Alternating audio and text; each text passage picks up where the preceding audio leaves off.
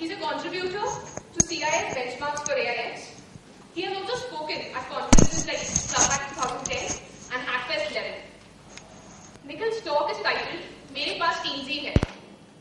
Many of you all can very well relate it to the famous Hindi movie dialogue. Let me tell you all are in the correct direction.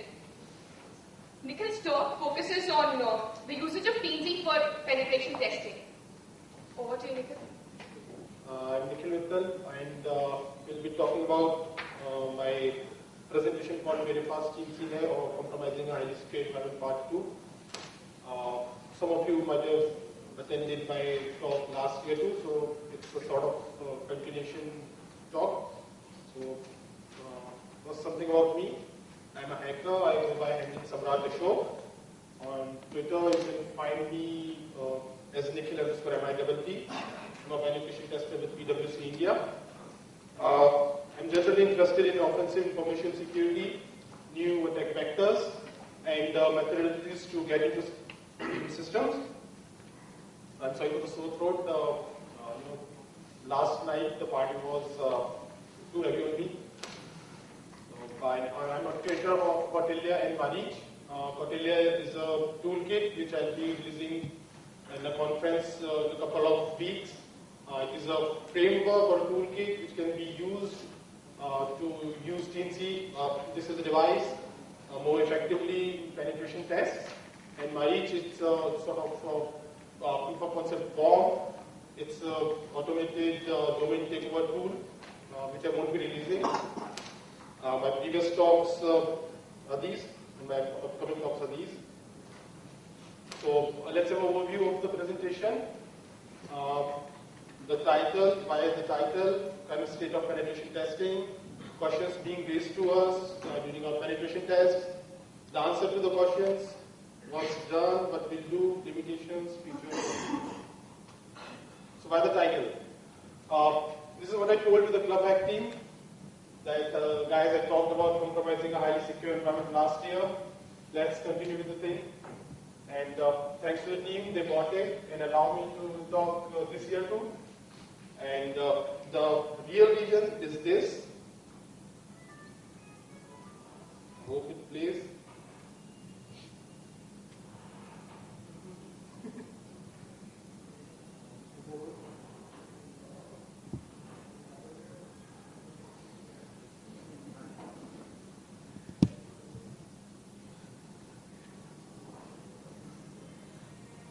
You listen to it? Anyways, everybody knows what they are talking about. So let's move on. Not audible at all?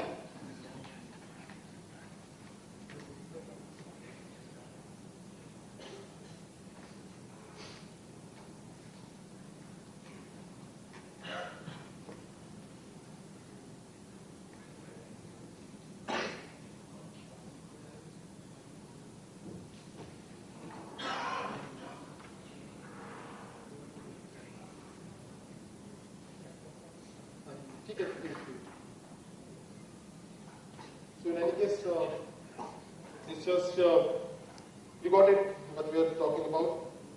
So my first demo fail over here. I hope so let's get moving. So what is a typical penetration test scenario? A client engagement comes with us some IP addresses. We need to complete the assignment in a very restrictive time frame. And our great managers, they push us to deliver a good report with some high severity findings, that high written in the red box, that make them, rolling. So yes, this is the current state of penetration testing. Most of us do things like this. We run vulnerability scan, generally NSS. Yes, all of us use professional people that know feeds in commercial environment. We exploit it using some publicly available exploits. Report. But this is the best case scenario. Only lucky ones find that. Generally, legacy enterprise applications, some very critical outdated systems, which are not upgraded. We can exploit those things. But there is almost no fun doing this way. ClubHack can do better than us in this case. So some of us do it better we enumerate before running Nessus, which is generally running Nmap or some other tool. Some of us do it even better, post-exploitation, intel gathering. But again, in all of the cases, we need to exploit. So why do we need to exploit? We need to exploit to gain access to the systems. This shows the real threats to clients that we can actually make an impact on their business. No more so what's. How many of you are penetration testers professionally? We have, I think at least 10 of us are penetration testers. So you know this so what. I was talking to someone yesterday. I was telling that one of my clients is the CEO of a very large telecom company in India. So I was discussing him with my penetration test reports, and I had a screenshot of one of their public-facing Windows servers. I had access on that server. And this screenshot just contained an IP config and put a screenshot over there. So he said, so what, even I can run IP config on my system. So that is true. So if we exploit and we show some nice business findings, we can show them the actual impact on their business. And yes, we can create reports with high severity findings, red box, black, dark font.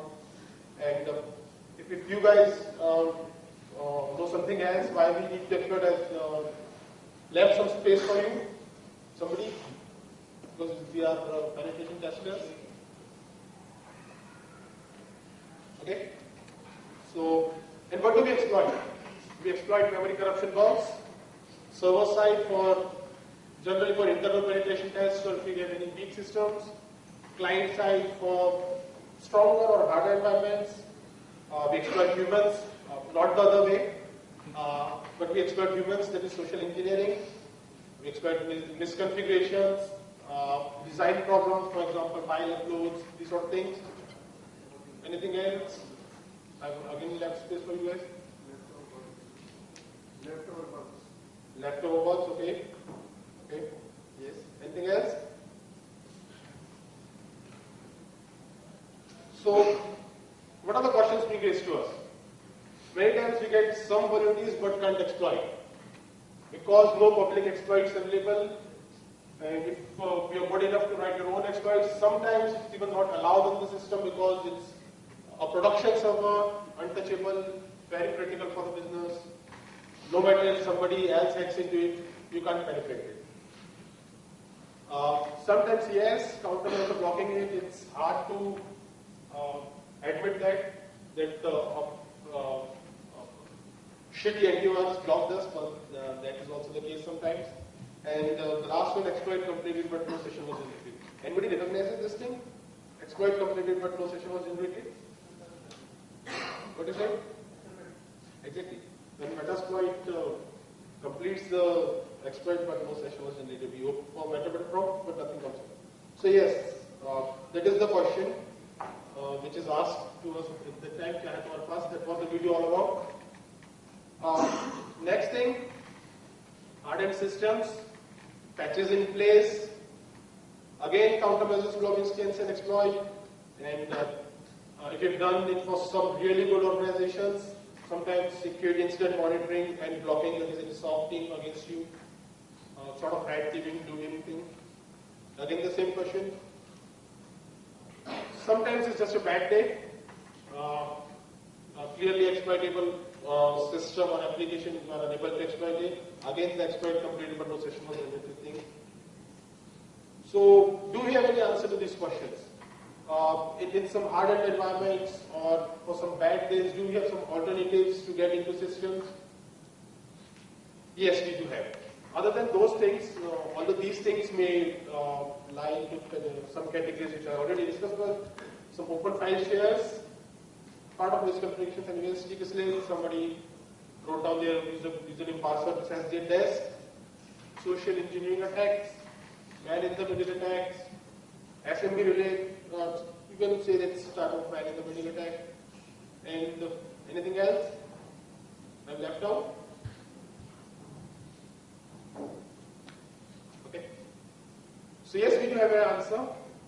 Please, somebody please laugh to the joke and let's try it very hard for these jokes. Thank you. So, Teensy, it's a USB microcontroller device. We'll be using Teensy++, actually Teensy 2++. It's a newer version and a better version of Teensy. It's available from pgrc.com for $24 only. The shipping is costly.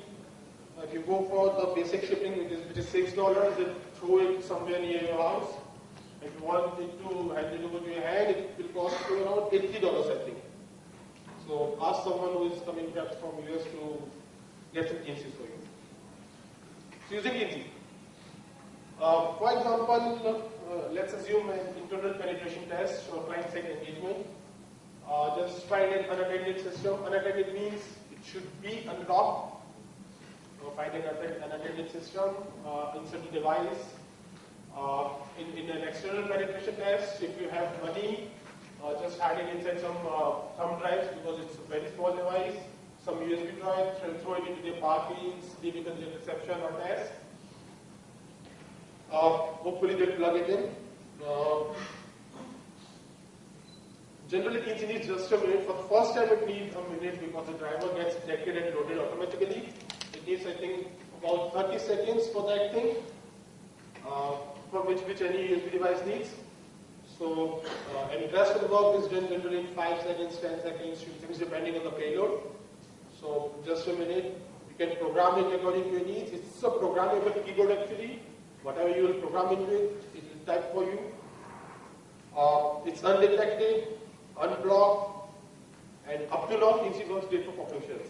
Undetected and unblocked means I've never seen any environment where even where at least if the mass storage is disabled, the USB device, USB port is there. I've not seen any environment where USB ports are left off or unidentified USB devices are not allowed to be plugged in. So it's up to now, it's undetected, unblocked, and a great attack background. So what's done? How many of you used social engineering toolkit? One or two. Okay, so it's a great tool by David Kennedy. It basically can be used for some great social engineering attacks. And Arduino-based attack vector, that is the title you see the drop-down menu of SET. It's there. It contains some really awesome payloads. Again, almost all payloads are popping shells. So what we'll do? Teensy can be used for much more than only popping shells. We can do some pre-exploitation things, for example, information gathering. So post-exploitation things, for example, key logging, hash jumps, data stealing, and a lot of things. Let's have a look at some of these payloads. How many of you do PowerShell scripting? Okay, because most of the payloads are in PowerShell. Because as far as I know, PowerShell is by default integrated into Windows 7 in 2018. I think it can't be removed. I read it somewhere. Correct me if I'm wrong, but PowerShell can't be removed from Windows 7 in 2008. So, okay. I've already talked about. So demo. Unfortunately, my Teensy device stopped working last night for unknown reasons. So I have some nice screenshots for you. For example, for Windows user add, here we are adding the user. Here we are adding it to the local group administrators. You can see the user Nick. It's added. Thank you. No, just kidding. Again, it was a joke. I hope that some of you will laugh again. A demo bit. So let's get down to the real demonstration. Would you like to have a look at the source code first? Yes. So this is source code is visible to the back. This is Arduino, the development framework, not the framework, what is it called? Eclipse type of thing? IDE, thank you. That is for, I think I should paste it to the note. There?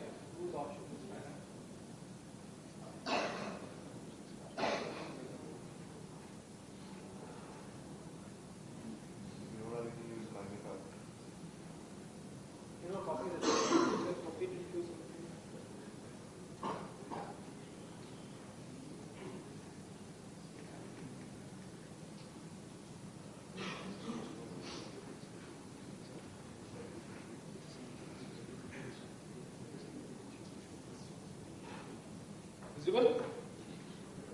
Is it visible? Okay, so a basic, these are called sketches in language of Arduino. So in a sketch, you must have a setup function and a loop function.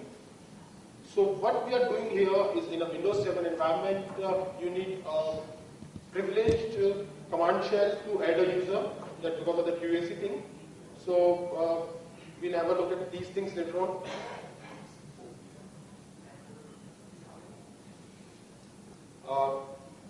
So we have to introduce some delay whenever we plug into Teensy so that the drivers can load up and all the things. This is the commented part.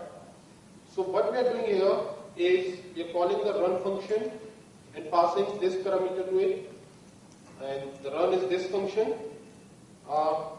What it's doing is accepting this type of C++ language. It's accepting a command. Here you can see that we are pressing window key plus R. This thing, window R. So we are here, and this thing means press window key, press R, and send it. This is the thing. Then again a delay. Then we need to unset the keys. This thing, we unset the keys, send it. Now we execute our thing, which is this thing. Sorry, this thing.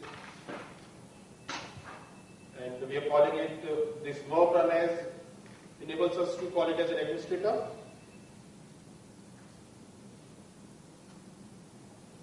We pass our command, press and enter, send it to the keyboard buffer, and again reset the keys. So this is how it gets called. This thing, because when in Windows 7, on which most of the testing is done, you call a command shell or bar shell with administrative privileges, you get a UAC prompt. So this thing, send alt Y, this function is to bypass that. We'll basically press alt Y. We'll not bypass it, we'll say yes. And this is the same thing. We press alt, we press alt, we press Y, send it, and then reset it. And after that, it's simple. We just type down these commands on the shell. So let's have a look. Have a back to picture.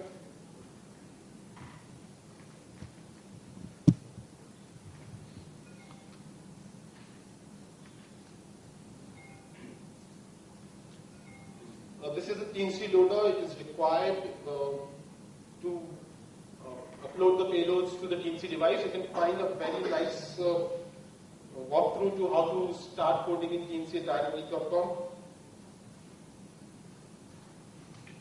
So you're compiling it.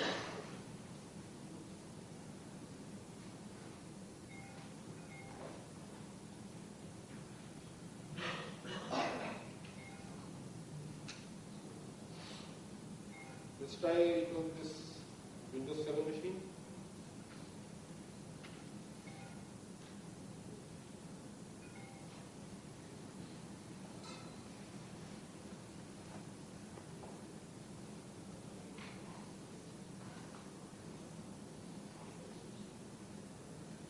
So it said yes to the UAC prompt, and I think I've introduced longer delays. So the user should be added. Let's look.